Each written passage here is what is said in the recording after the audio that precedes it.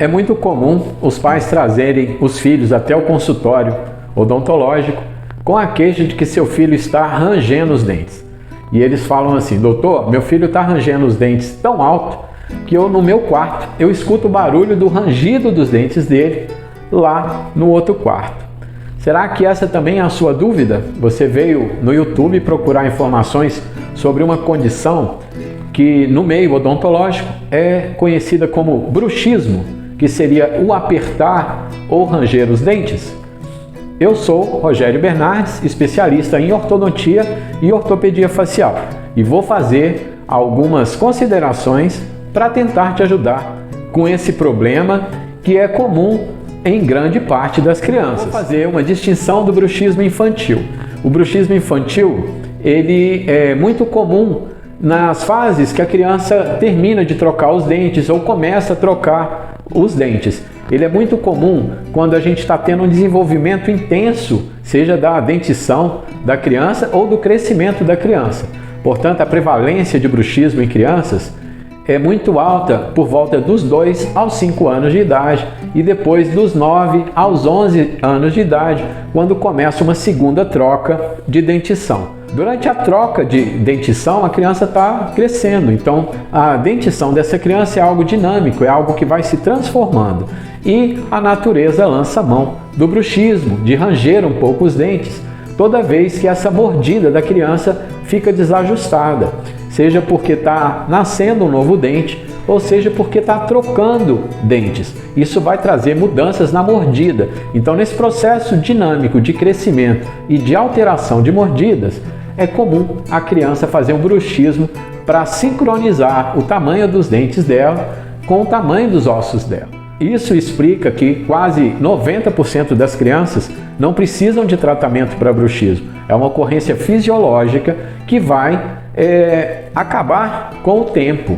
É algo só transitório durante a dentição dessa criança. Mas isso te isenta então de nenhum cuidado? Será que você pode ficar tranquilo que o bruxismo ocorre naturalmente em todas as crianças e você pode deixar o seu filho ranger os dentes ou ter esse bruxismo? A resposta não é tão simples. Apesar de, na maioria dos casos, esse bruxismo acontecer de forma leve e transitório, como eu falei, existem casos sim que merecem a sua atenção. Eu vou listar alguns sintomas que realmente merecem atenção e que talvez indiquem problemas no bruxismo infantil. Mas antes de eu citar esses sintomas, vamos falar das possíveis causas do bruxismo.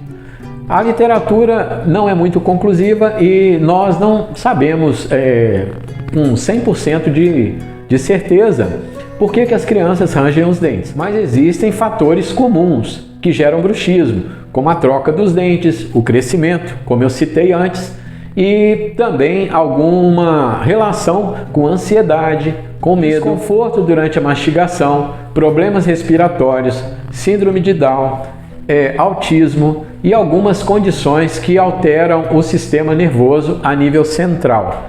Então, essas são algumas causas de bruxismo. Existem drogas como antidepressivos leves, de anticonvulsivante, também pode gerar certos espasmos musculares, certas reações centrais que ocasionam bruxismo. Então, algum medicamento pode sim ocasionar também bruxismo em criança. Eu falei um pouco da condição, sobre a possível causa. Quando é que você deveria realmente, efetivamente se preocupar com bruxismo no seu filho?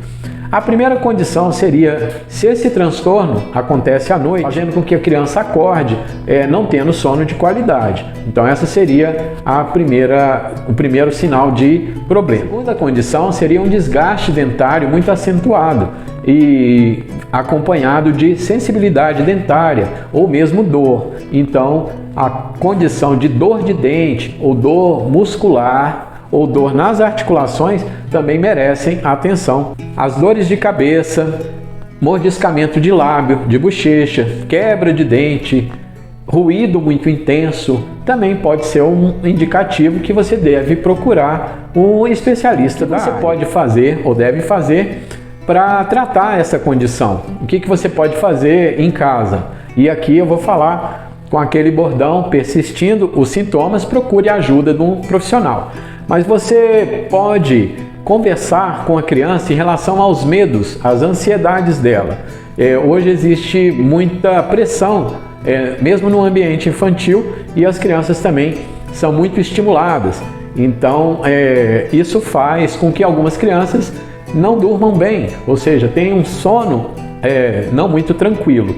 Então, uma higiene do sono, como evitar o uso de eletrônicos, diminuir a iluminação do ambiente para promover mais produção de melatonina, vai fazer com que a criança tenha um sono mais tranquilo. Então, há relatos na literatura que esses cuidados com o sono podem diminuir os episódios de bruxismo. Alimentação e hidratação adequada também fazem parte de uma boa saúde, de uma mente mais tranquila, que também pode diminuir os episódios de bruxismo.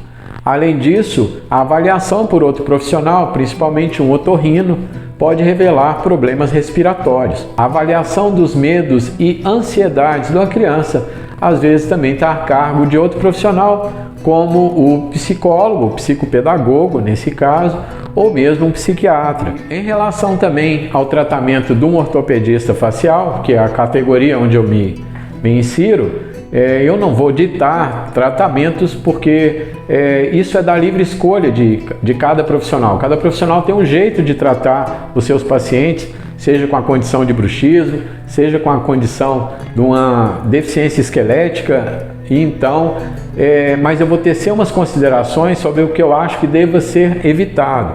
A utilização de dispositivos de silicone, por exemplo, uma placa feita com silicone, ela, ao invés de inibir o bruxismo, ela vai estimular esse paciente de se apertar, porque assim como a goma de mascar, ele é muito mole. Então você dá um estímulo para que o paciente se aperte mais, para que ele ranja mais. Então eu evitaria usar dispositivos de silicone para tratar uma criança com bruxismo infantil. Outro problema potencial é o uso de aparelhos sobre a superfície dos dentes em pacientes que têm um padrão de crescimento vertical.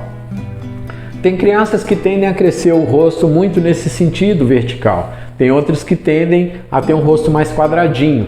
Então, nas que têm um padrão muito vertical, quando a gente coloca uma interferência sobre a superfície dos dentes, a gente pode gerar uma mordida aberta nesse paciente.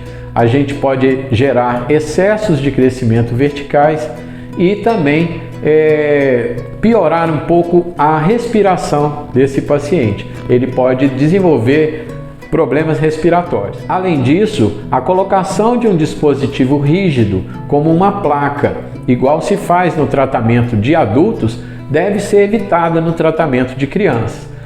Primeiro, porque a criança é pouco cooperadora com esse tipo de dispositivo. E segundo, a gente tem que entender que a criança está crescendo, então ela está mudando os dentes e mudando também a sua parte esquelética.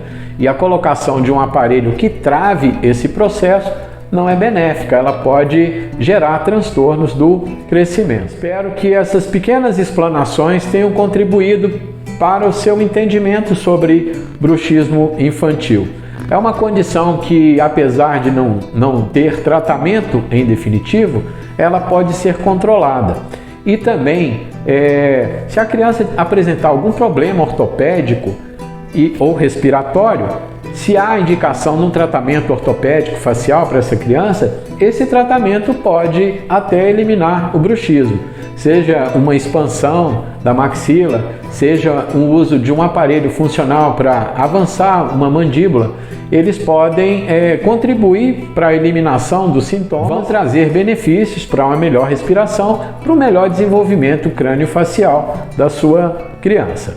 Essa postagem fica em aberto, eu tenho certeza que vocês vão ter dúvidas, comentários a fazer sobre esse tema.